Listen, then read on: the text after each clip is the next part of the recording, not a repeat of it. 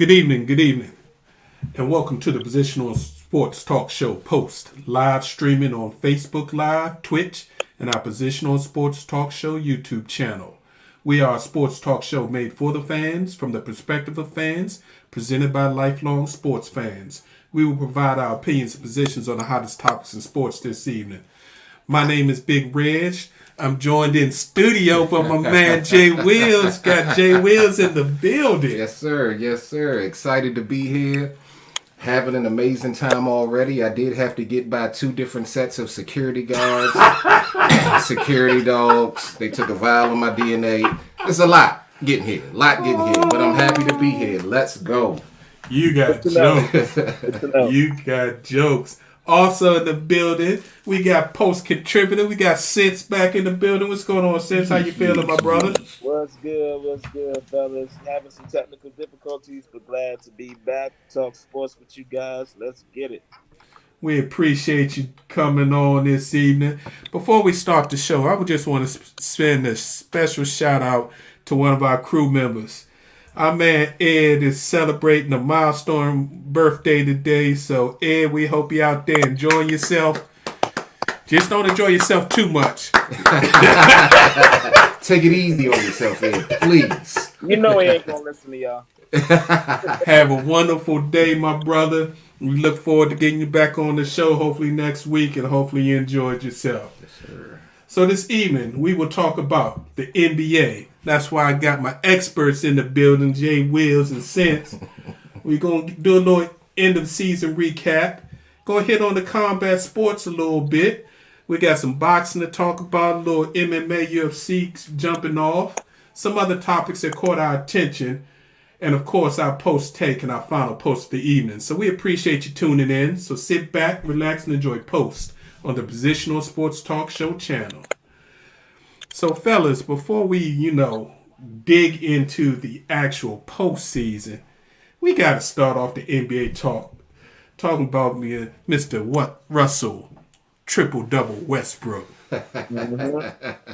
That's what you got to know him as now, Mr. Triple-Double. Yeah, that's his official name now. I mean, Westbrook broke a record that most people thought was unbreakable. Mm-hmm. Yesterday, he went to 182 triple-doubles in his career, passing his tie with Oscar Robertson, the great Oscar Robertson. When everybody said Oscar was the only one to do it, a triple-double over a season, people's like, that'll never be done. Magic never did it. Larry never did it. Nobody's going to do that. Right. Mm-hmm. Who would have thought that, Russell Westbrook not only would do it, he's done it 4 of the past 5 seasons. Amazing. And the only season he didn't do it was when he was down in Houston with his boy. So he stepped back and let him handle things. Exactly. Or we could have been talking about 5 seasons in a row, Russell averaging a triple-double. So that's crazy. First, let me hear what y'all have to say just about the feat itself. And then we're getting some kind of pushback out there in the talking heads saying, while it's a great feat and all that, it doesn't necessarily impact winning all the time. So I want to hear y'all's interpretation. Let me go first, namesake. All right, so I think, well, first of all, to talk about the feat itself, it is phenomenal in my opinion. I mean, like, for the longest time, people thought it was impossible. Russ stepped up and said, why not? And he, he showed and proved. I mean, and you can't, discount this. You can't shrug it off because, I mean, this is a testament to your effort and what you give out, what you put out on the court every game. He gives it his all in every game. So for these quote unquote analysts who want to talk smack and poo poo on this feat, if it was so easy and if it was so whatever, then you would do it. Like, get on the court and show that you can put out your heart and your soul in every game. Then talk to me. Other than that, nah. Russ, you go cook, man. I agree with you. His passion on the court is often unmatched. He plays hungry. He definitely gives his all every possession. Does he always make the best decision every possession? But who does? Now, I'm not here to beat the man up. I was messing with you, sis. I'm sorry. I had to throw a jab in there. I know I threw it too early. Showing myself right now. But no, I completely agree with you, man. 181 triple-doubles. It stood since 1974. My man ran it down. And actually, I forget which season it was. It was 2016-2017 season. He actually had 42. So not only has he done this before, he's done this to a higher level. And considering that he's 32 years old, he doesn't look like he's slowing down. If he happens to return to this situation or ends up in another situation that kind of mirrors this one, where he is the alpha dog, he can definitely do it again. But it does bring up a point. He didn't average the triple doubles, not to knock the man at all. But if we're going to talk about basketball, let's talk about basketball. Oh, absolutely. Let's talk. He didn't average that with the Houston Rockets, and actually his first 6 seasons in OKC, he didn't average a triple-double. Now, I believe he's always had the potential, but if you want to look at the full entire scope of it all, I wonder if he could average a triple-double with being the second in charge. Does he have to be the top dog in order to put up these top flight numbers? That's what it seems like to me. Well, what do you all feel about it? Not necessarily, because you have a top dog in Bradley Beal, who is like in the running for, the scoring title. So I think Bradley Beal's A and Russell is B. And Really? You think so? Really? I think so. I think Bradley Beal is their best scoring option, just flat out best scoring option. But I think Bradley Beal's personality to me It's a 2 or a 3. Right. He's a fallback guy. I think that's why John Wall and him kind of worked out so well, because John Wall is ready to throw up gang signs that nobody's familiar with. He's ready to talk an immense amount of trash. It doesn't matter if he's on the court or iBar in DC at 12:30 in the evening, from what I've heard through the streets.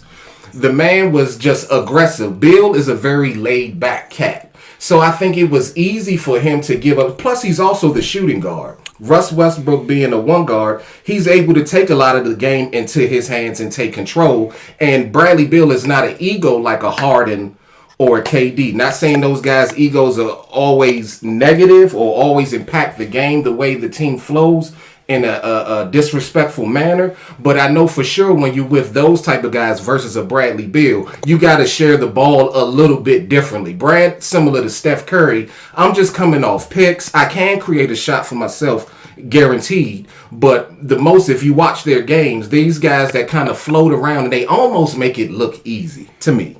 Yeah.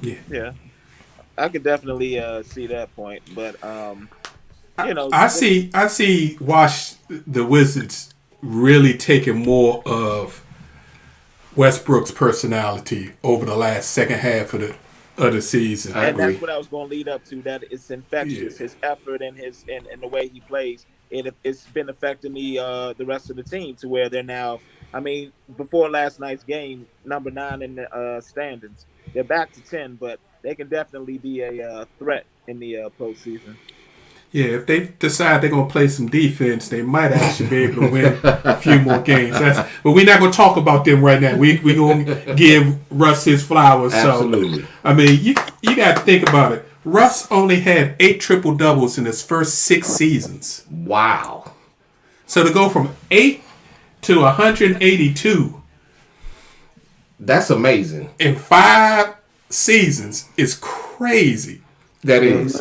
It's insane. So some would say, KD thought Russ was holding him back. Maybe Russ was like, you was holding me back. I completely agree with that. That's what the numbers proved. I mean, to a degree, that some way or another, their games, or KD's game to a degree, was canceling out some of the things Russell could do. But if you allow, no, we're just going to give him his flowers. I'll talk about that next time. I'll give him his flowers. Yeah. And we got to, also tip our cap to the great Oscar Robertson. Because when he did it, never even heard of people wasn't doing what he was doing. He was running a point. Double was. Yeah, he was running a point from the small forward position, doing what he liked to do. That's gifted. And killing people. So, yeah, it's all good. So, hats off to Oscar Robertson, Russell Westbrook. Keep doing it. So, let's dig into this NBA playoffs. Mm-hmm. We got the play-in format. And Jay Wills broke it down real nicely in that little rundown. It's like, NBA, they experimented with it last year in the bubble. Now they decided to go full blast. And basically what they're doing, and it's working. Absolutely. Everyone from 4 on down is on high alert. So you don't have all these teams. I mean, most NBA teams either have 3 or 4 games left in the season. Right. Have you heard of anybody sitting players? Not at all. You can't. You can't. It's too close. Where? Yeah. Right. So you want to get your seed. You want to make sure you don't have to play in this play-in, but you also want to keep making sure that you seed it right. So I think the NBA's figured out something. The players may not like it. Right. They don't. I wouldn't either. Because it's like, look, we played 72 games this year in a compressed season, and if that ain't good enough for seeding, what is? But it keeps everybody viable. You got, by this time, you would have team, anything past 10, they'd be done. Yeah, absolutely. Absolutely. And probably anything past 9 by this time. Absolutely. Shut it down, but they still got something to play for, so. So it's looking good. For everybody, we want to kind of make sure you understand what this new play-in format is, because I think some people have it confused. Basically how it works is the number 7 at the end of the 72 game season this year, whoever ends in 7th and 8th will play each other. The winner of that game is the 7th seed.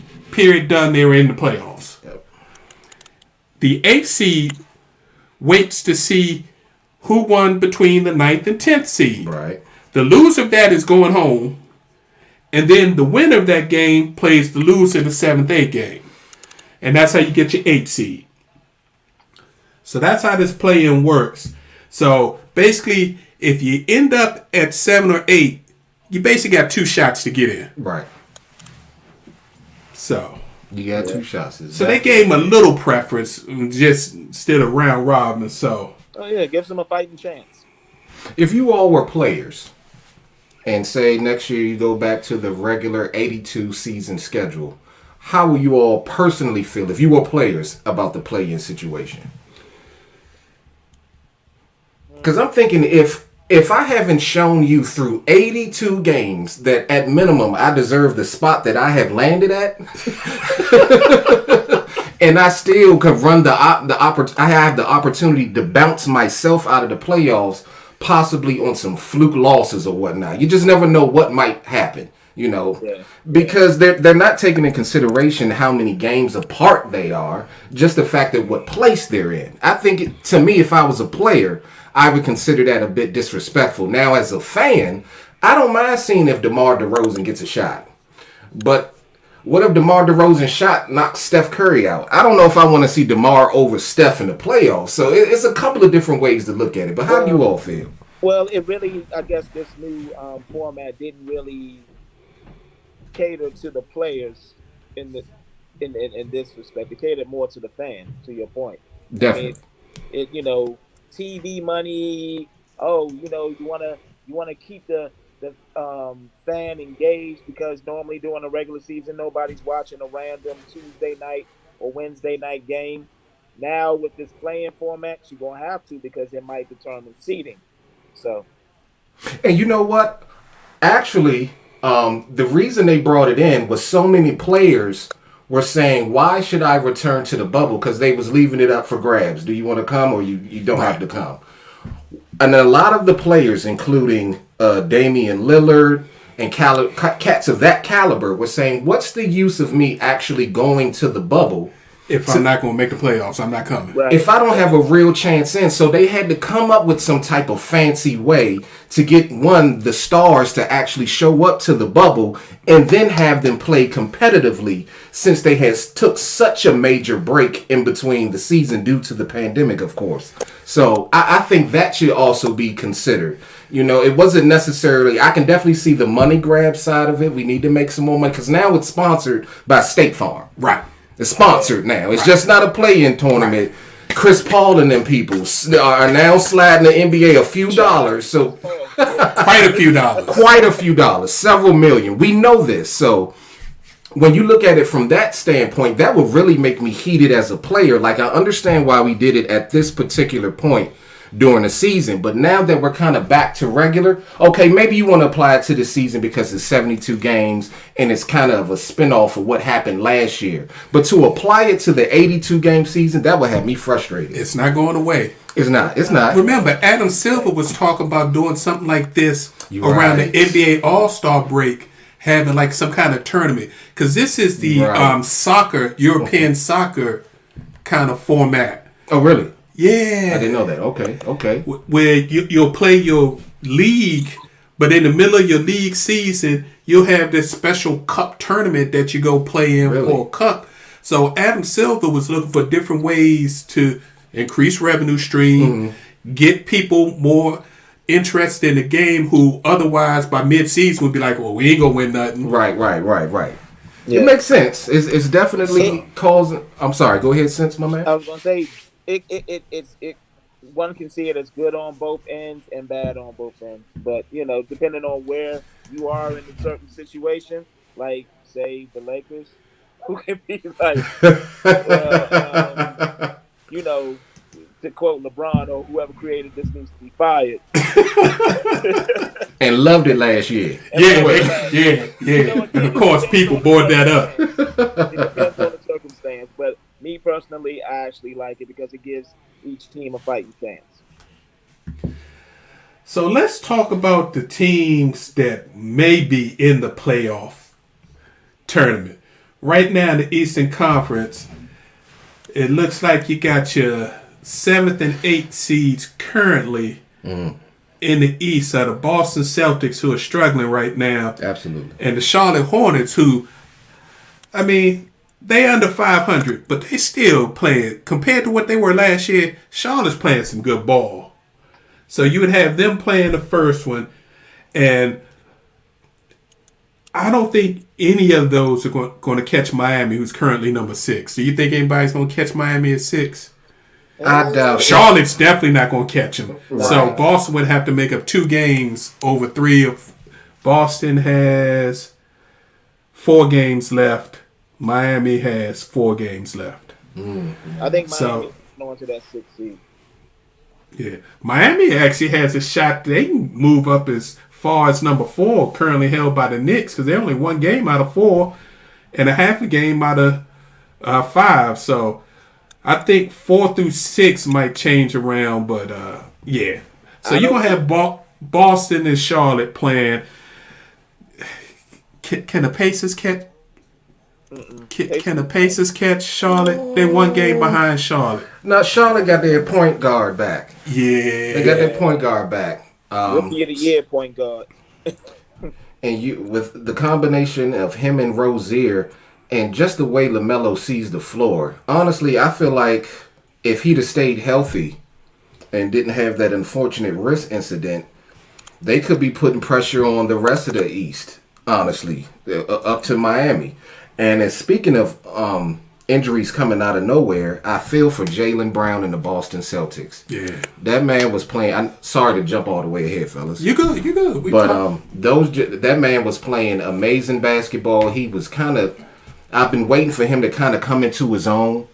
where the ball handling, the shooting, just the awareness of being on the court, knowing where everybody is, playing physical, knowing when to dial back, change your pace, all that type of stuff that you start to see in more developed players was kind of coming together. And then you get to the phase of the season where you can kind of really showcase your talents, really take that next step, because they've been knocking on the door for a little while now, and then you hurt your wrist.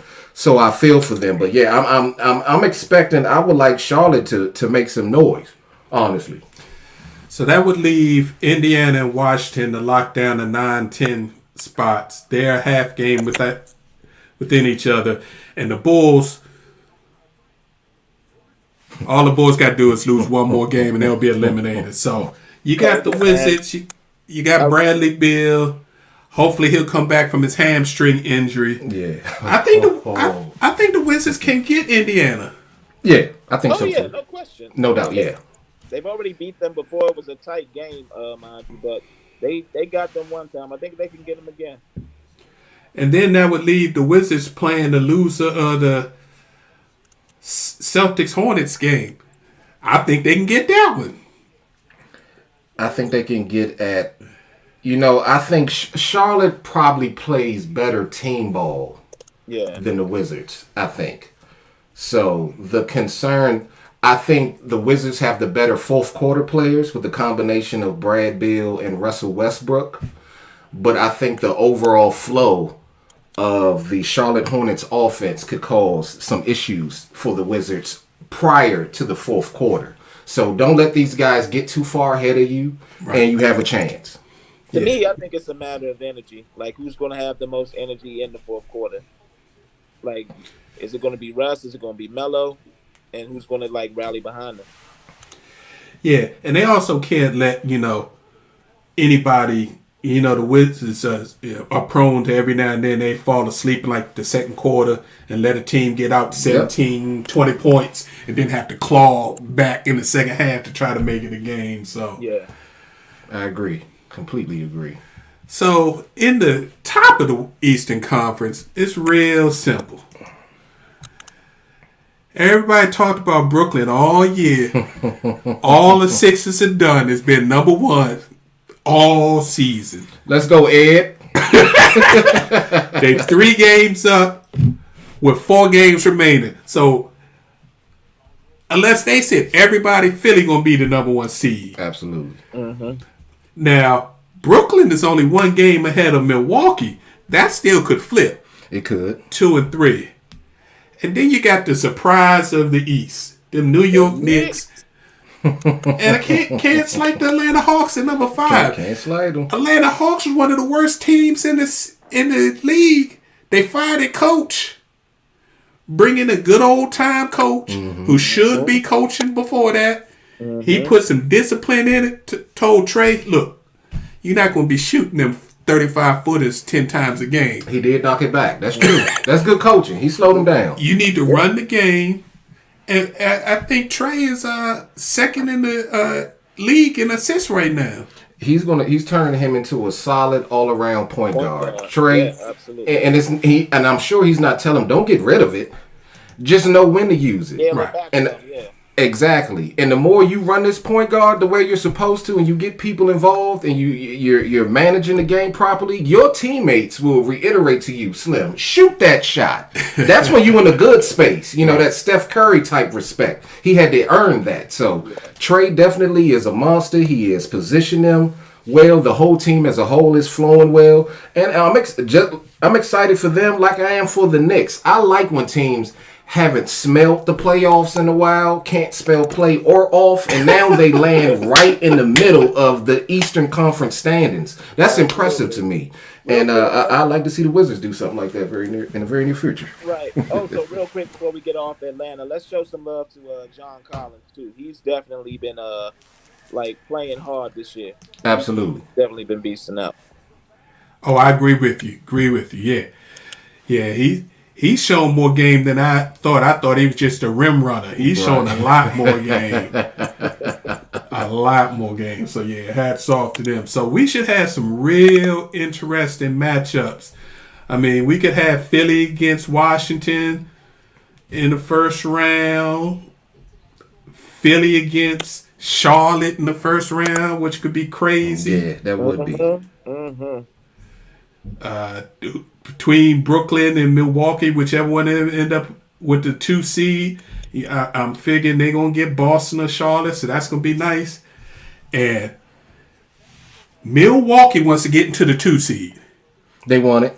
Because they do not want to stay 3 with Miami sitting at 6. Nah, they don't. Because Miami put them out last year. They did. Right. Miami got their number. Right. Yeah. And if Jimmy mentally feels like he could talk trash to you, you saw what he said to the other guy. Told him he was soft as baby poop. That is so disrespectful. I mean, my Oh, gosh. court loud. Jimmy got their heart. Jimmy got their heart. He does. And he's with a strong organization that doesn't mind hitting you right in the mouth. So Yeah. you're right. I completely agree with you. But I will give some kudos to Drew Holiday. I think he's a solid point Been a guard. great addition. Yeah. Right. He's been a great addition. I think he can offset some of Giannis Antetokounmpo's fourth quarter ball handling woes. He can cut down on a lot of those major mistakes, especially when the game slows down. So I'm hoping Giannis is willing. I know he's the star. I know he carries Milwaukee on his back and everybody's looking at him. But you have a guy who's talented enough, experienced enough, and is willing to step up and take care of some of those major responsibilities and actually giving you the opportunity to possibly even pop out for an open jumper or roll to the rim. So I think on the technical side, he opens up a lot for their offense. Absolutely. And if need be, he can drop 30. If need be, he can drop 30 while looking amazing doing it. Right. With no problem. Yeah, so the Eastern Conference is going to be fun to watch. It's going to be fun to watch. Absolutely. In the Western Conference, right now in the playoff game, we talking about LeBron and Steph in the playoff game? Can you believe that? That's the best thing that could ever happen to the NBA. That's the injuries have put them in a position to make so much money. You remove Klay Thompson, you bang up AD for a little while, you bang up LeBron for a little while, and next thing you know, these guys are in a play-in tournament. You getting hot takes. This is incredible. If anything, this is a big move for the NBA. I know they happy about this. It was a setup. That's It feels like it, right? It's almost unbelievable. Like, first and foremost, what are you all doing in the 7th and 8th seed? It's just crazy as one. But then now you're going to have these guys possibly play. And I think LA probably wants to stay where they are. Yeah, they do. Yeah. They do.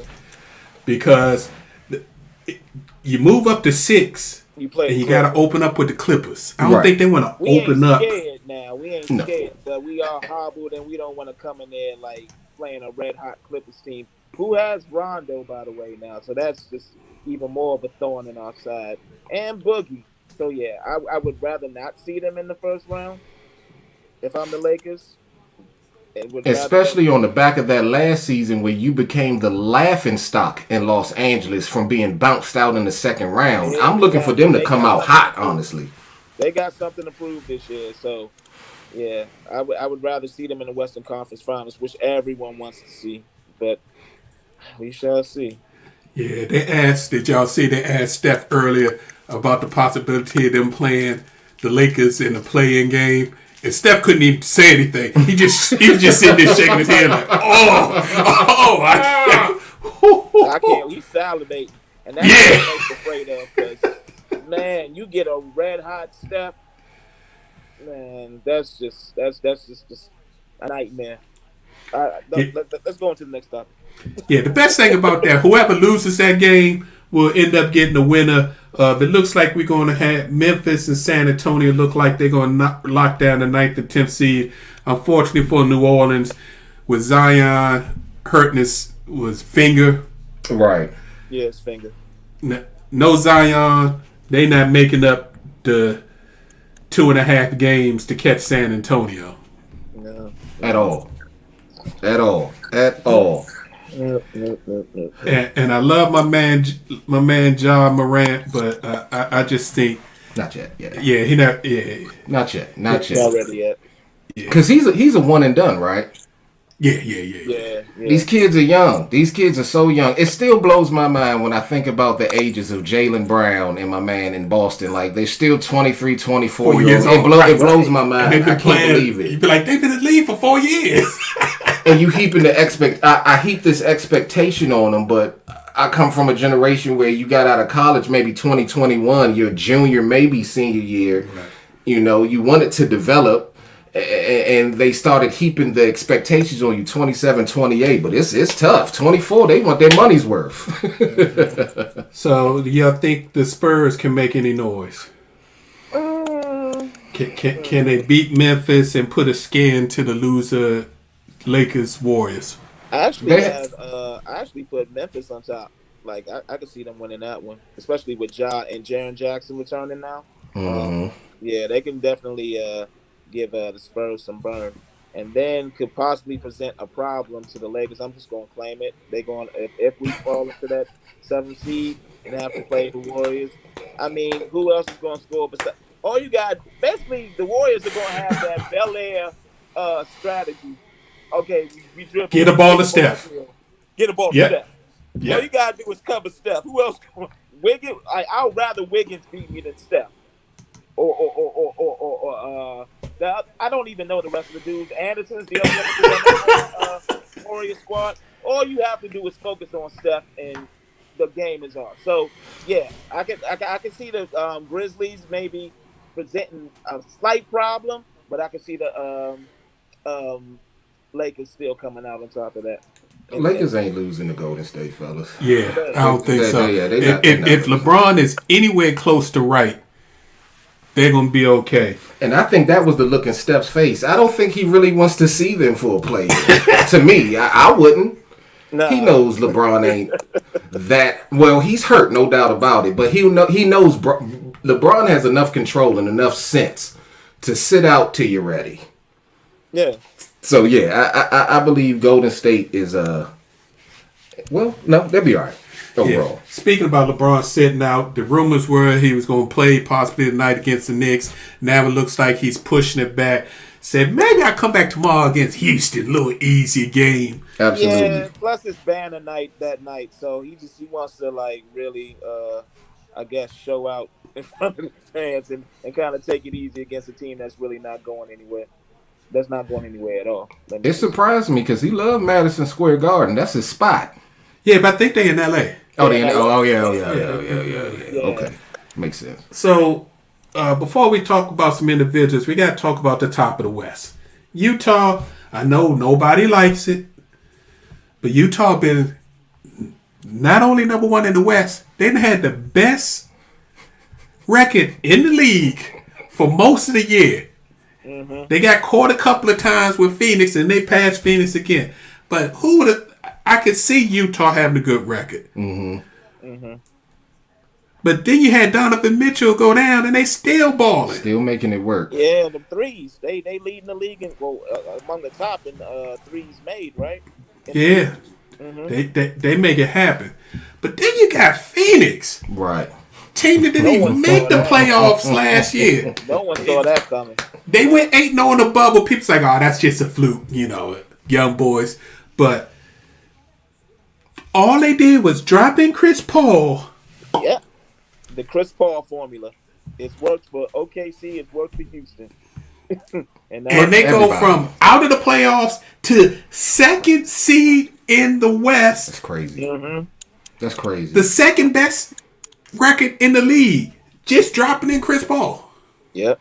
He's the next Iron Man for me. He's on LeBron's heels. Like, this season has completely changed my outlook of his already held him in the highest regard.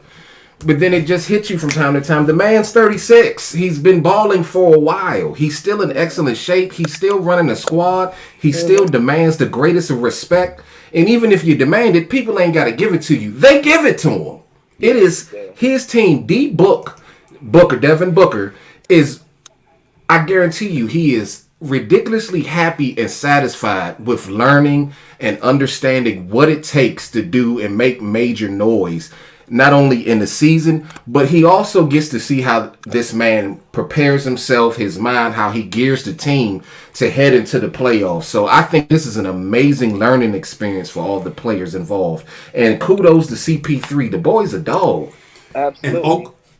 And Oklahoma City fell off the map. Yeah. Completely.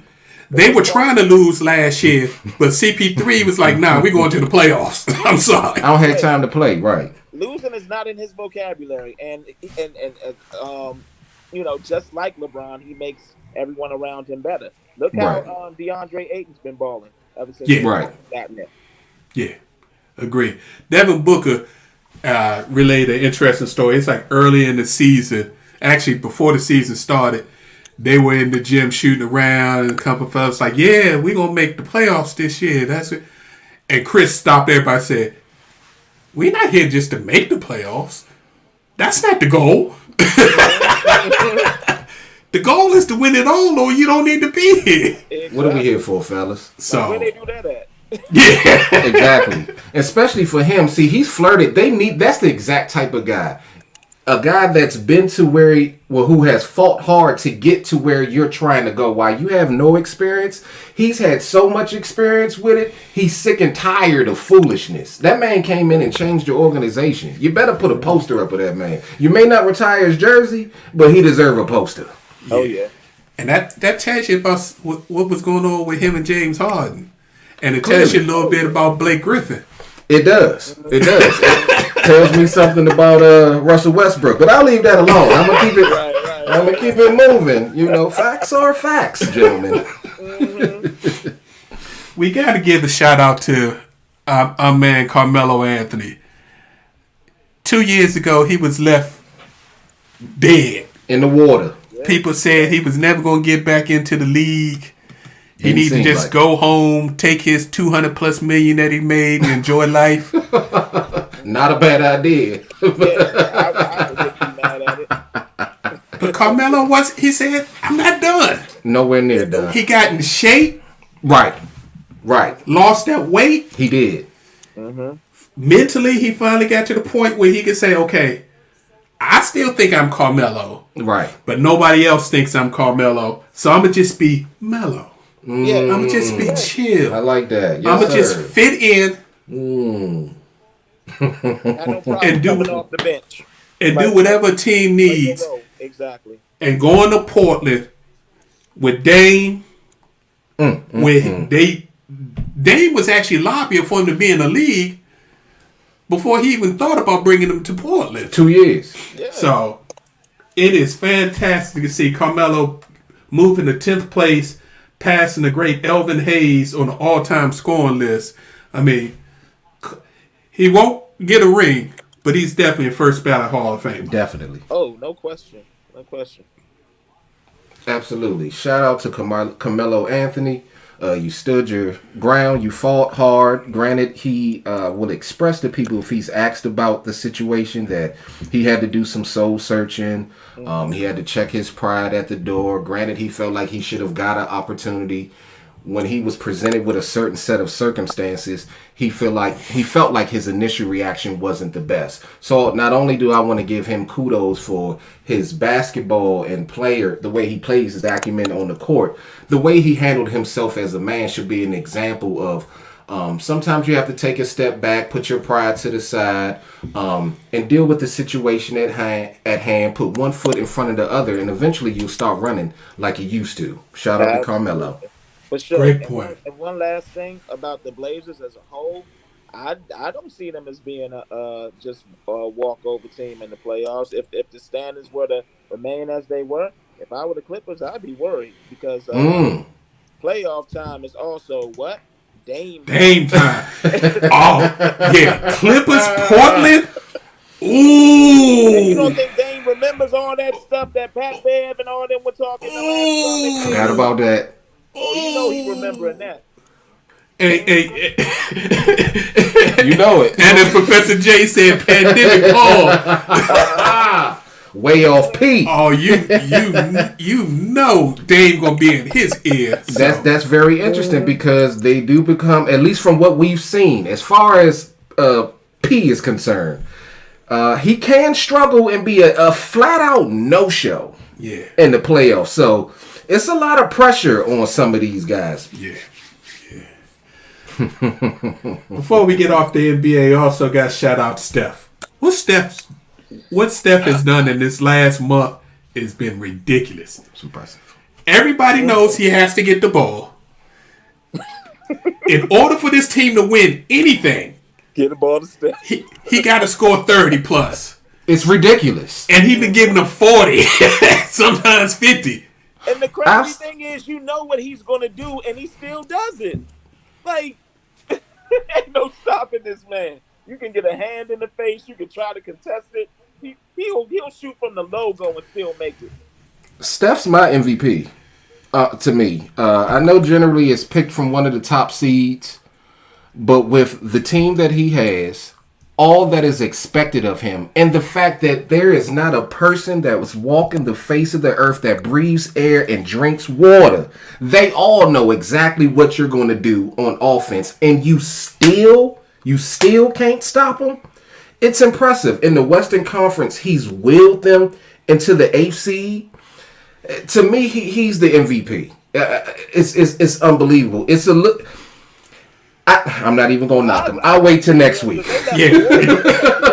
Done for no Clay. Oh no, they basically gonna stay in like the 10th, 11th seed. No, exactly. To the point of the playoffs. And then when Wiseman went down, you're like, okay, they're gonna shut it down. Right. Steph said, "Oh no, we gonna turn it up." Now they ain't got the big man in there trying to feed him the ball. Let's play some ball. So absolutely. He's gonna be the oldest player in the league in scoring. Yep. So sorry, Brad. That hamstring, man. You could have won it. Yeah. You sound like Kent Bazemore just now, bro. No. I'm just playing. Brad, my man. I wanted Brad win the scoring title, but Brad won it. If he ain't get injured. But, yeah. I'm just playing with you, man. I had to throw that in there somewhere. That was crazy. Yeah. Bradley ain't take that too lightly. He's like, hey, they called me injury prone, so you can't be talking about no injuries with me. Yeah. So. His wife got in there too. His wife's like, you ain't coming for my husband like that. Let's put up your stats. She got his. Oh, did she put his stats up? She put his stats up. She put Kent Bazemore stats up. Like, oh my, Kent Bays less. Yeah, I know the only reason why Bazemore is out of Golden State. Kent Bazemore is the reason why Steph Curry's with Under Armour. Really? Kent Bazemore had the Under Armour contract. He was one of the first people in the NBA to wear Under Armour shoes. So that's when he was playing with Golden State back there. So Bazemore talked Curry into taking the meeting with Under Armour. Really? After Nike disrespected him, and in their presentation to Steph, it was a cut and paste job, and they had somebody else's information still left in it. So he said, "Let me go talk to Under Armour." Wow. Yeah. Big Reg, you should be protected at all costs.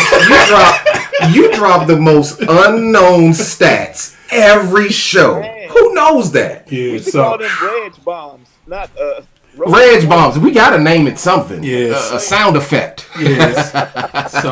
So yeah, Steph and his dad was in the Nike presentation, so they was pissed. So he was thinking he was gonna go with Adidas, but he decided I'm gonna go ahead and take this meet with Under Armour since Bazemore had it and he was talking about it. The rest is history. Hey man. Now, not only does Steph have his own shoe line, Steph has his own division. Yep. Wow. Kind of like Brand Jordan now, so. I didn't even know Bazemore was with Under Armour. That's interesting. That's why he's like, come on back home where I got you. Wow. Gosh, you learn something new every day. So we got a week left for the regular season, and then next weekend we get these playing games, and then we get to the postseason. Can't wait. Yes, sir. And next week we'll talk about who we think is the MVP, because y'all gotta give a big man some love. But I'll leave it at that. Yeah. I'll be cool if he won it. There's no disrespect there. Yeah. No disrespect there. So let's hit these combat sports right now. First, we get into boxing. Over the weekend, Canelo Alvarez.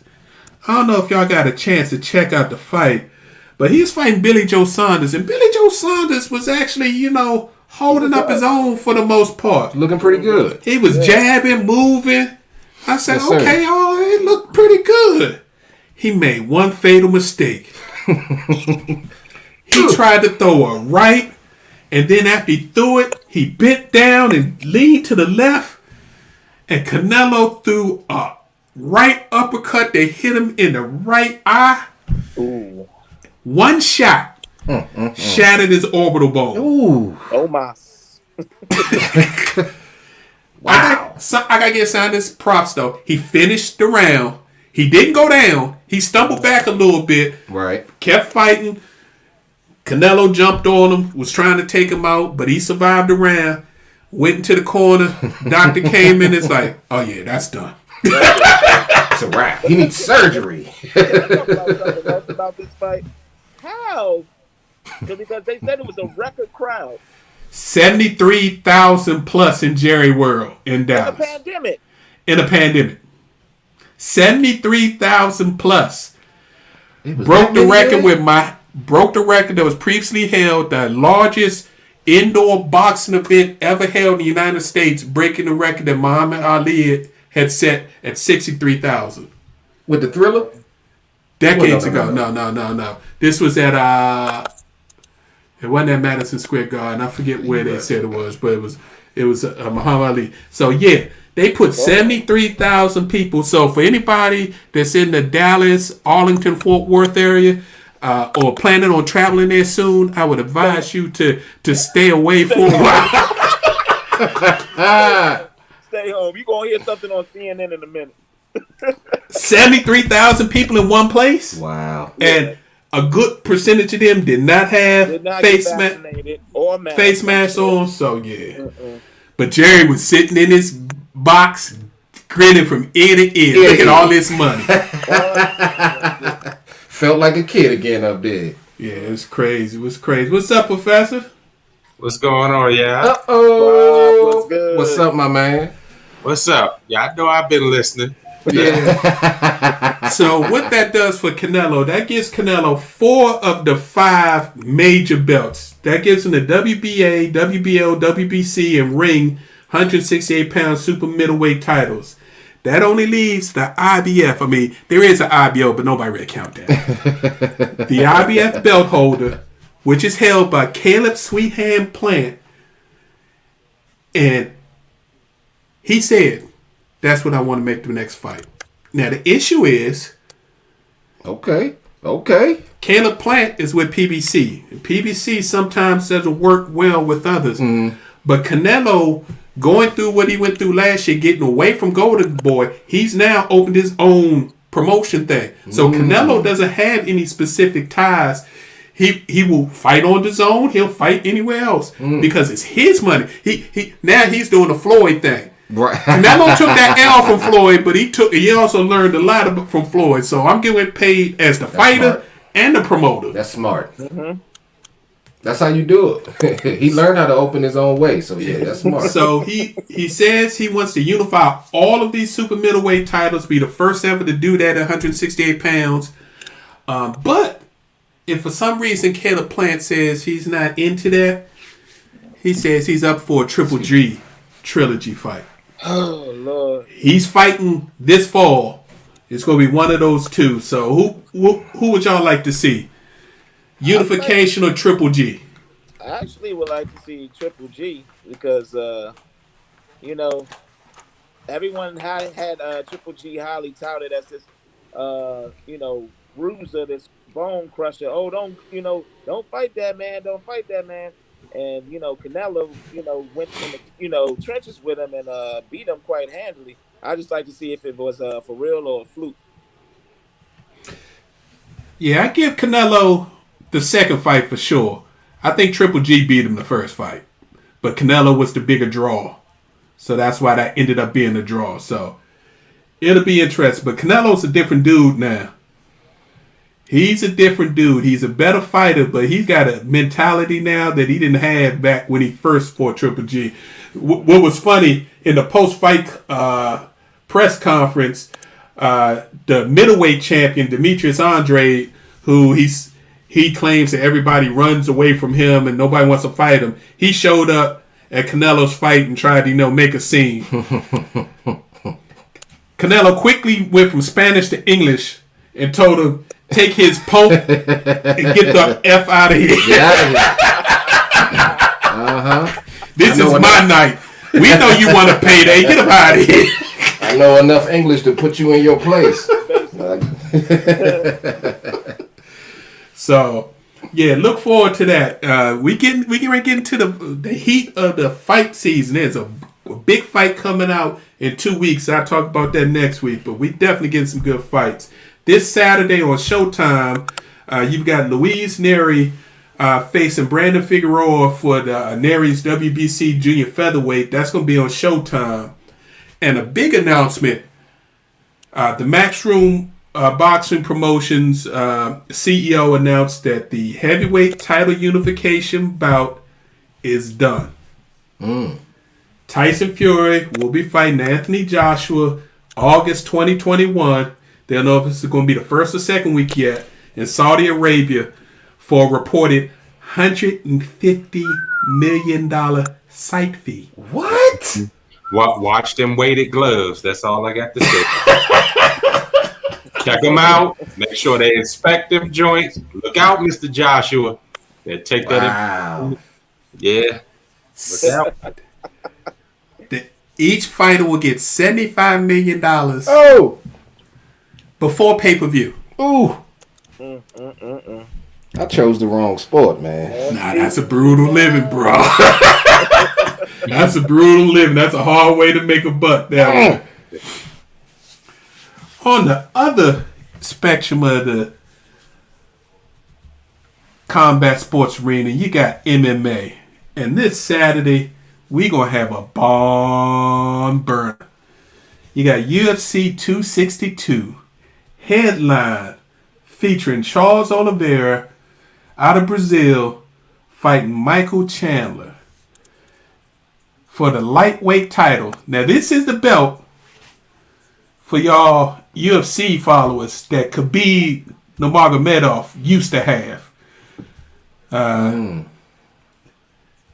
Finally, after months and months of Dana pleading and begging and double checking to see if he was really retired, he finally decided to go ahead and put the title up for it because Khabib said he's done.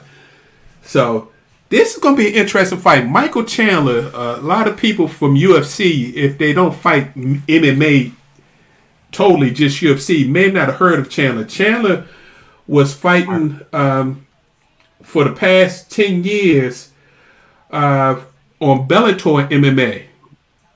He's been there, lightweight champion, 3-time lightweight champion, won that Grand Prix. He's been making mad noise for years.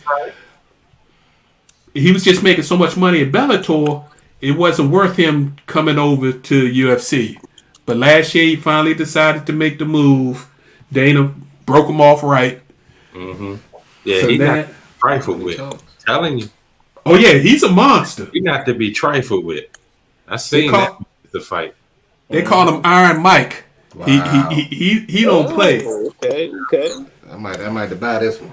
But Oliveira, don't sleep. He's on an 8-fight win streak, and he's got the most finishes in UFC history. Wow.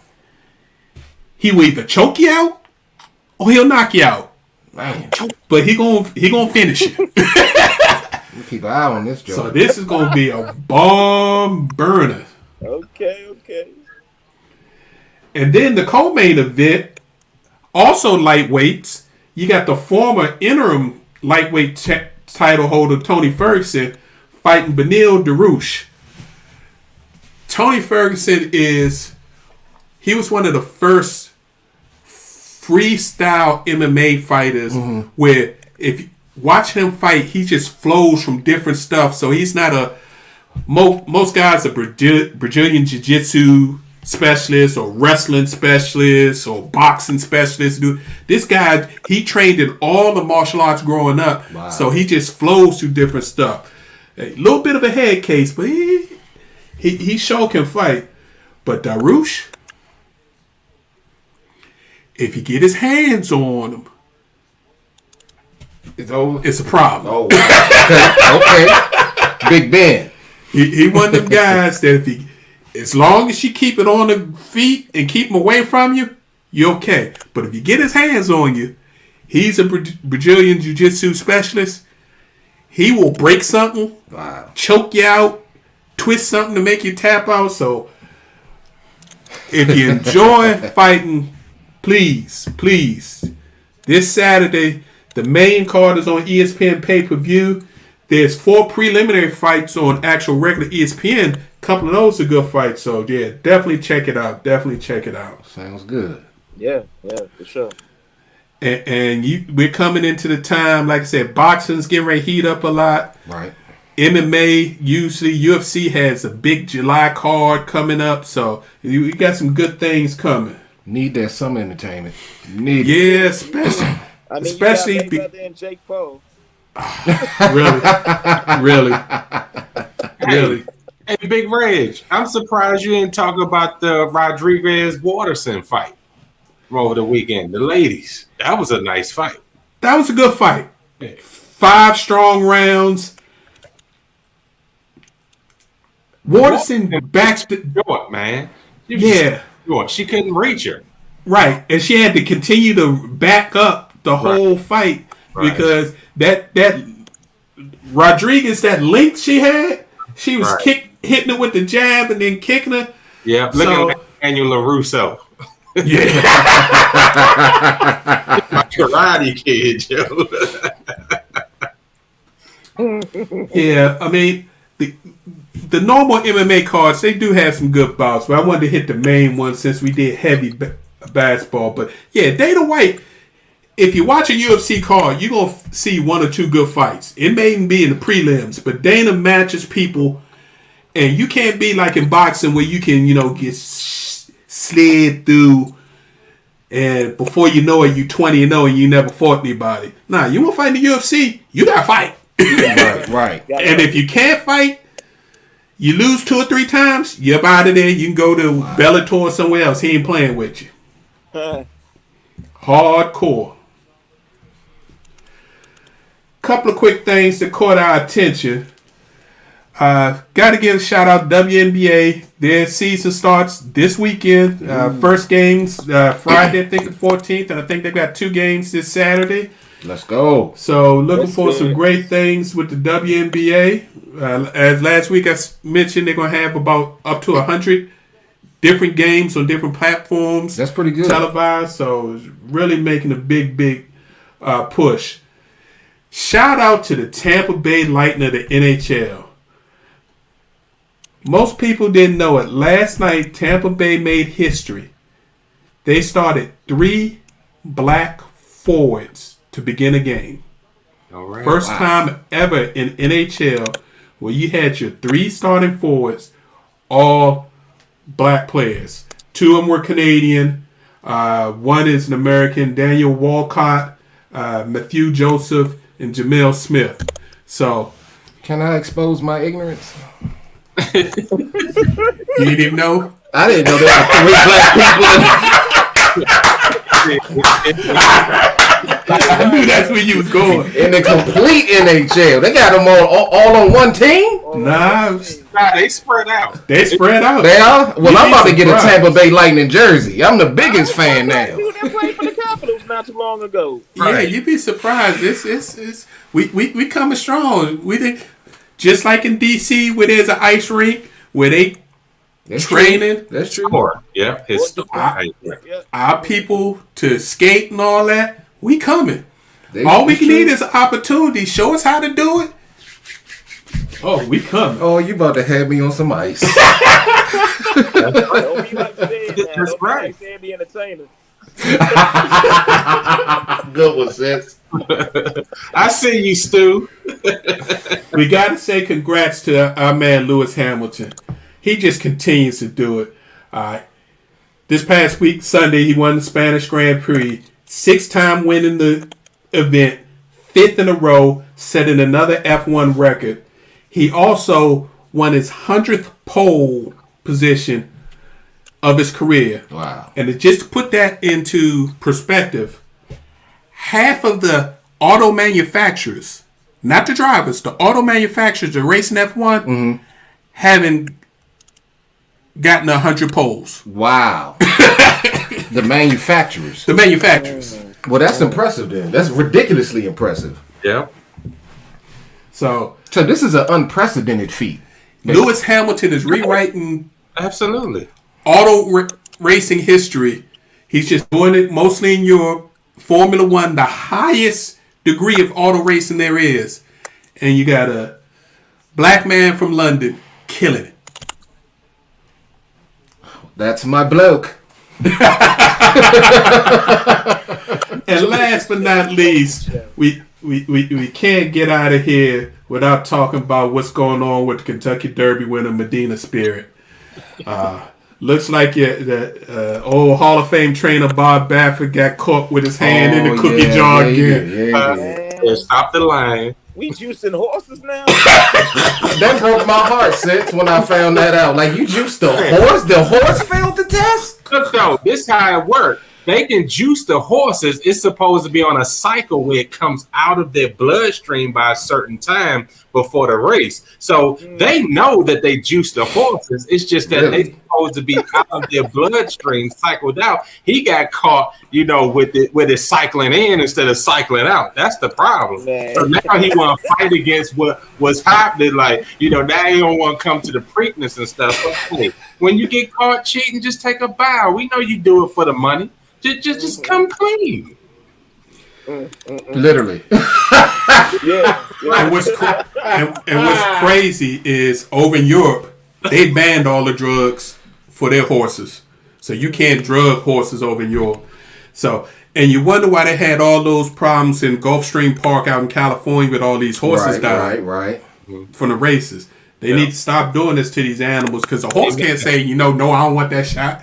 Right. So I was reading that a lot of individuals felt like the racing in the United States needs to be either heavily monitored, it needs to be taken up a notch, or they need to remove it altogether because they feel like the animals, the horses, are getting treated on a regular basis and for years horribly. Oh, absolutely. Yeah. Wow. Absolutely. Unless they're a major race winner, horses get treated rough.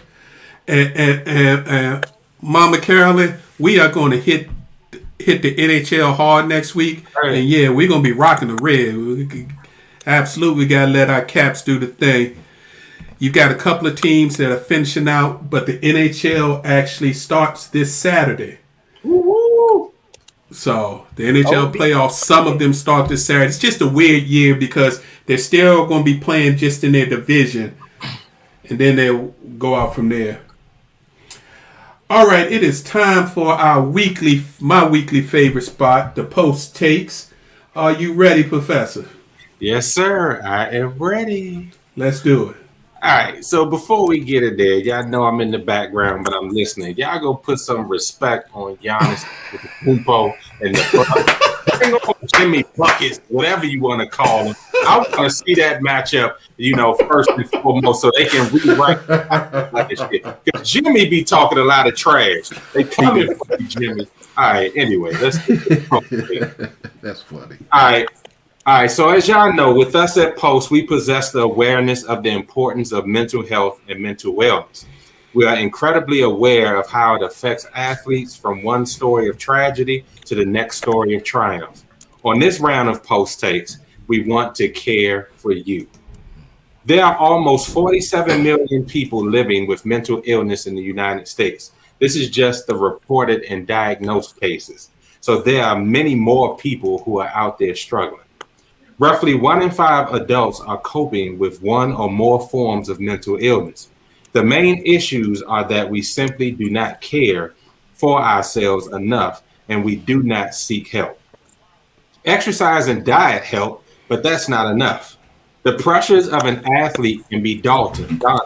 The pressures of an everyday person can be deadly. Let's connect sports and society.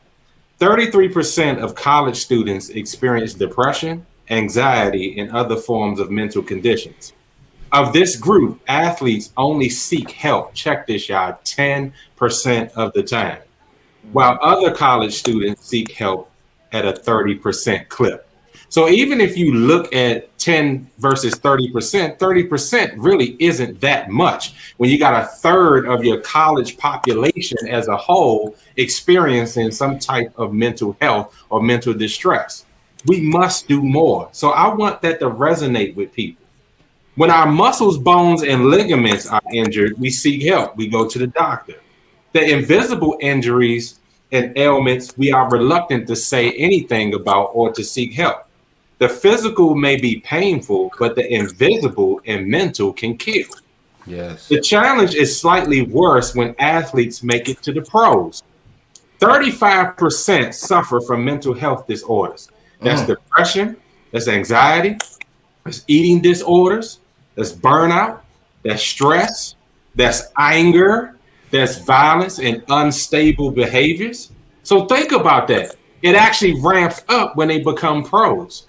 So when you think about how they're living and how the pressures of everyday life, because remember, they live in a society just like we do. So not only do they have the pressures to perform on the gridiron, the field, on the ice, wherever, on the court, they also got to deal with everyday society pressures as well, just like you and I. So we will not focus on the negative occurrences over the past several years. We will highlight the positive occurrences led by all-world athletes such as Michael Phelps, Victoria Garrett. For those that don't know, she's a professional and Olympic-winning volleyball player. Kevin Love, DeMar DeRozan, Naomi Osaka, and many others. Speaking up and speaking out is a key to a healthy start that they have done much with their voices. What we all have in common as humans is that we all need self-care plans. We plan everything else, so why can't we plan our mental health and self-care? Do what you love. Hobbies, pastimes, skilled areas and giftedness, worship and prayer, talking really helps. Exercise, eating limited portions of food that you love, vacations and trips to our favorite places, intimacy, the arts, movies and music, etc., etc. Whatever makes you happy, take time for it. Release your burdens. If life becomes too big, seek professional help through healthcare, support groups, and accountability partners. And let me tell y'all this, in all seriousness, you can always utilize me. You know, I'm a licensed, ordained, educated, and trained minister. These are things that I do for people inside and outside the body of Christ. Yes. But I understand what this means. I was a person 20 years ago, some odd years ago, that attempted suicide. I understand how the pressures of being an athlete and a scholar in school can weigh on you as well as everyday life. Don't let those things take you out of here or put you in a state where you have failing mental health. Because if your mental health is not well, the physical is going to be trash, and definitely your spiritual is going to be backwards. So all of these things are interconnected. I wanted to do this tonight because we don't understand how interconnected and intertwined sports and real life mental health and wellness actually go. We can learn a lot from the athletes that do the right thing because we always talk about the negative. Let's talk about and highlight the ones that are paving the way for us to really have the health that we need mentally, physically, and spiritually, and how we live our lives. So that's all I got for you on this week of Post Takes. Please take it to heart. Talk to somebody. And if you can't talk to somebody, this whole crew of gentlemen that you got right here will always have a listening ear ready for you to get you on the right path. So God bless you guys. Turn it back over to you, Big Red. Beautiful. That's well said, Professor. And especially in today's time where many of us have been isolated due to trying to stay safe because of this pandemic. We have lost loved ones and things. There's probably people in your immediate circle of influence that are suffering in silence. So reach out. Let them know it's okay to ask for help. You don't have to do it alone. Most of the time, if you try to do it alone, you won't be able to get it done. We all need help from everybody. So, and it's not weak, especially as men, especially as black men, to ask for help. Unfortunately, a lot of us were told that asking for help was a sign of weakness, and you can't show weakness. Speak on it. Unfortunately, we got some bad advice, but the advice was coming from people who was using that advice to survive. We're past just surviving. Now we want to thrive. And seeking help is actually a show of strength, saying, I can't handle this all by myself. Yes. I need help. So I'm going to reach out and let some people who really care about me, love me, or professionals who can help me to figure out how I can manage that. So great point, Professor. And before we move on, Big Red, shout out to J3, because J3 really held our foot to the fire. That's our brother, our partner that said, look, we need to talk about these things. We need to get them out. And J3 has a group that we join as men every Thursday night. And I won't steal his thunder, but when he get back on here, I'll let him tell you all about it. But thanks, J3. Absolutely. Well, all right, fellas, that's another showdown, another week done. It is time for our final post before we get up out of here. Let's start with our special contributor, Sense. What you got for us in that final post, bro? And thank you for turning on the light. We thought we had lost you for a while. you put that mood light on. He said, I'm going to get my intimacy. Thank you, there, Professor J. He was in darkness. Instead of my computer, I ain't got my mic. It's all on. But, we still got it together. We still have it great. So, absolutely. Real quick, I know here in the city, it's going to be opening the full capacity in the next week or so. Mm-hmm. Be mindful, although we are vaccinated, it's still a pandemic. You can still, contract COVID. So just be vigilant, be mindful, be safe, and just keep that in the forefront and go Lakers.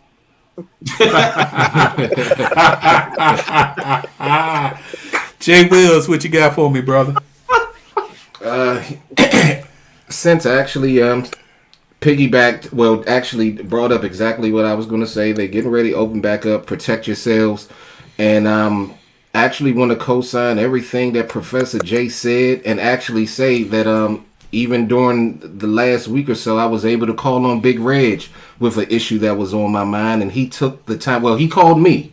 I had threw a red flare out there. I didn't get back in enough time with him, and the man pulled up on me. He called me, and for an hour of his time that he didn't have to take time out for, especially when I wasn't saying anything about it, he checked on me and he talked to me and showered me with advice and love and guidance for an hour.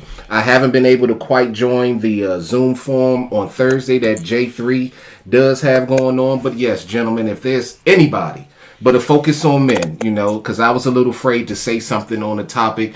Reg peeped that in me and he addressed it, and he opened my eyes to a whole bunch of different outlooks on the situation that I didn't initially have in the beginning. So please, during this time, reach out to someone. We're definitely individuals that you can reach out to.